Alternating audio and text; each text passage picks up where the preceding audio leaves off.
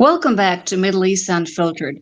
Joining us once again is Luana Fabry-Goris, a Jewish Australian Zionist with both a BA and MA in the study of religions, where her thesis is focused on anti-Semitism.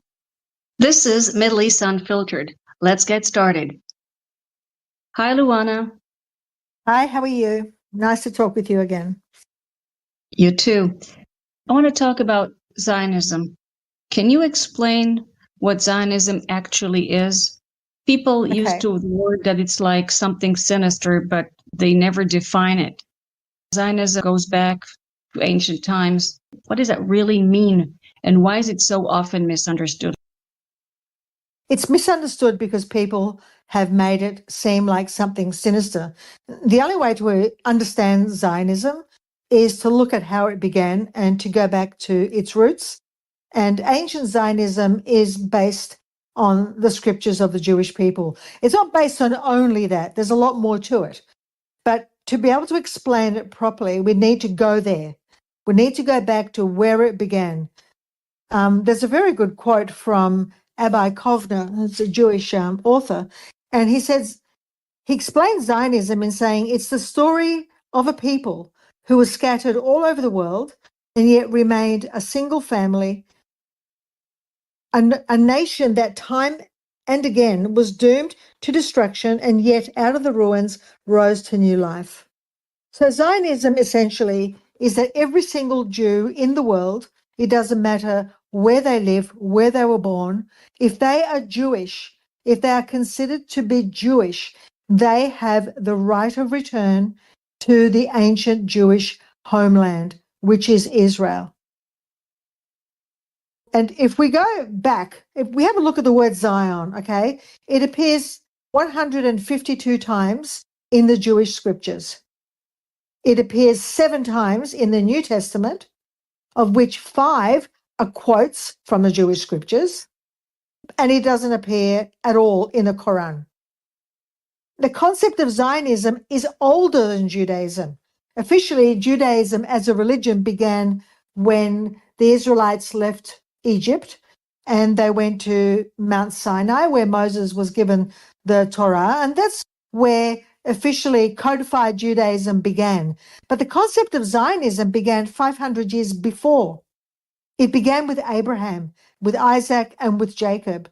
And we read that in our scriptures, it says, the whole land of Canaan, where you now reside as a foreigner, I will give as an everlasting possession to you and your descendants after you, and I will be their God.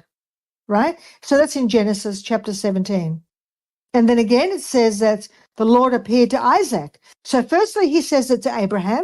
Then he appears to Isaac and he says, for to you and your descendants, I will give all these lands and will confirm the oath I swore to your father Abraham. I will make your descendants as numerous as the stars in the sky, and I will give them all these lands, and through your offspring, all nations on earth will be blessed. And that's in Genesis 26. And then we read, I am the Lord, the God of your father Abraham, and the God of Isaac. So now he's speaking to Jacob, whose name was changed to Israel. And it says, I will give you, Jacob, and your descendants the land on which you are lying. Your descendants will be like the dust of the earth, and you will spread out to the west and to the east, to the north and to the south. All people on earth will be blessed through you and your offspring. And that's in Genesis 28. So we see here that the covenant of the land, right, is not a Semitic covenant. It doesn't involve Arabs. It's not for the descendants of Ishmael. It's the descendants of Abraham, Isaac, and Jacob.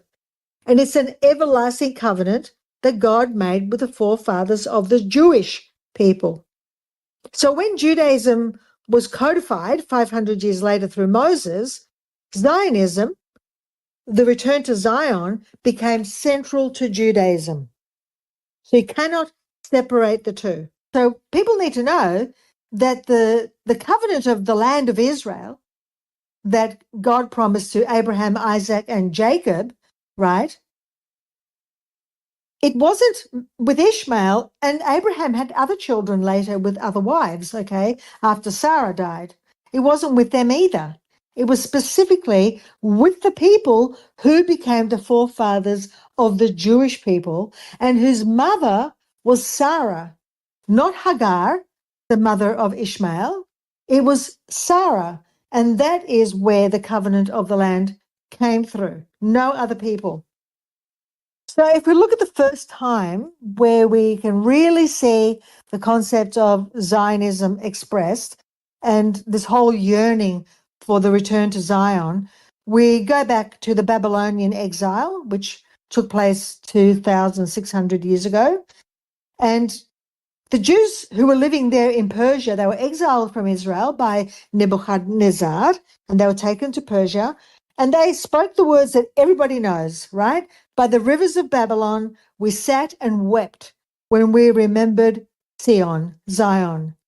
There on the poplars, we hung our harps, and there our captors asked us for songs. Our tormentors demanded songs of joy, and they said, "Sing to us one of the songs of Zion." So the captors of the Jewish people, they were aware of Zion. They said, "Sing us the songs of Zion." And the Jews replied, "How can we sing the songs of the Lord while in a foreign land?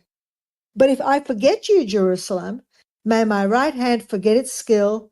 May my tongue cling to the roof of my mouth.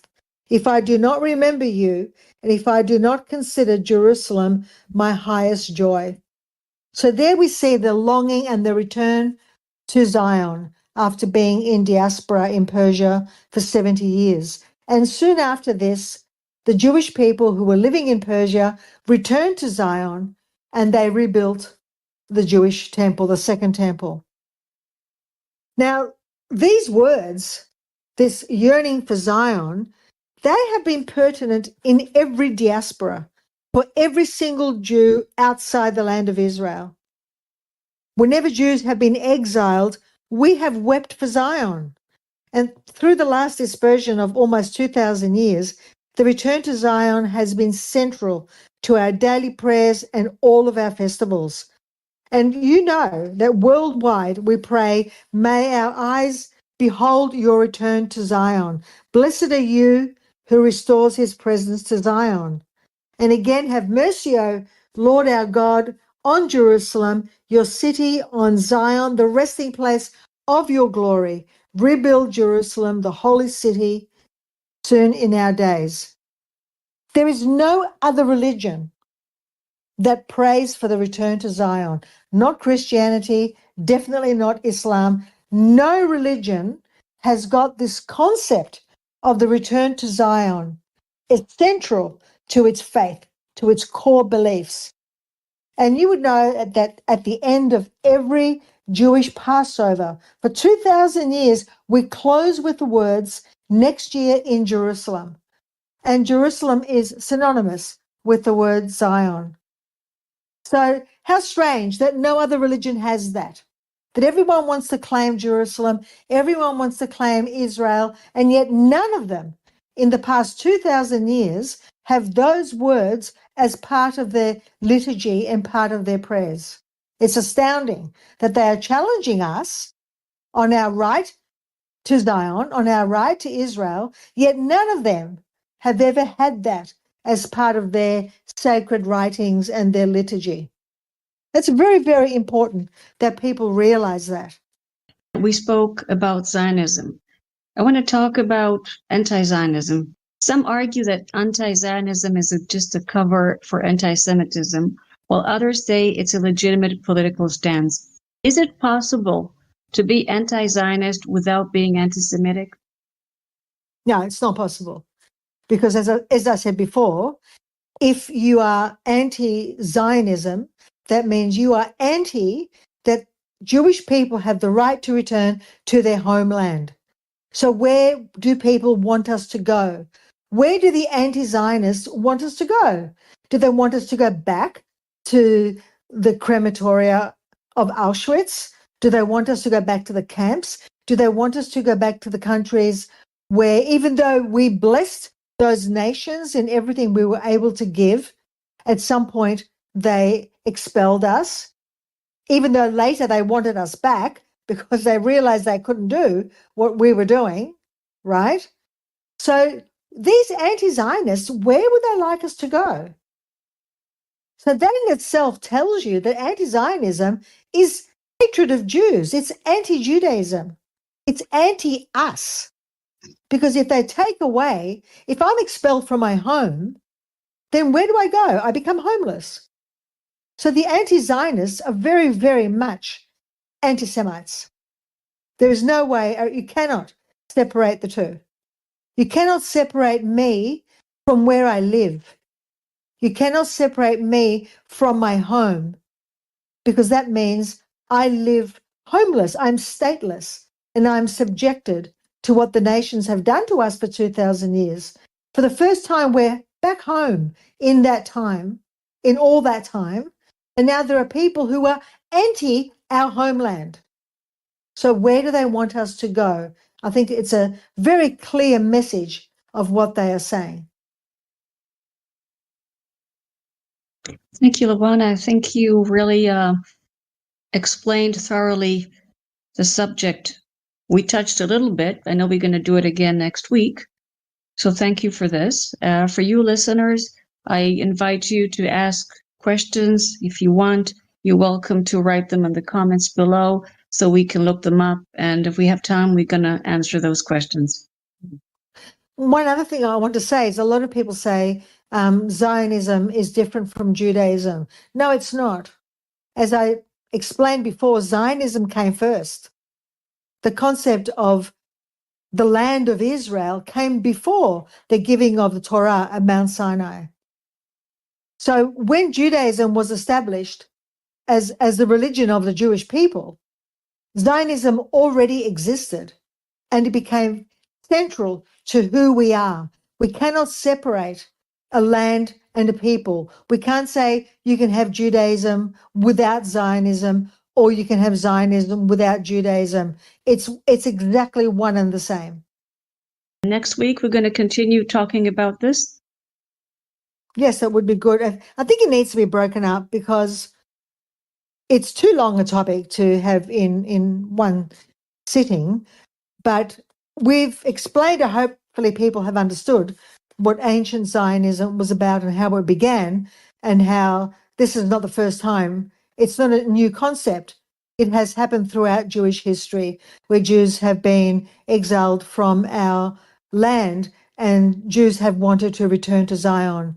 And those Jews in Persia, right, 2,600 years ago, they were Zionists. They wanted to return to Zion.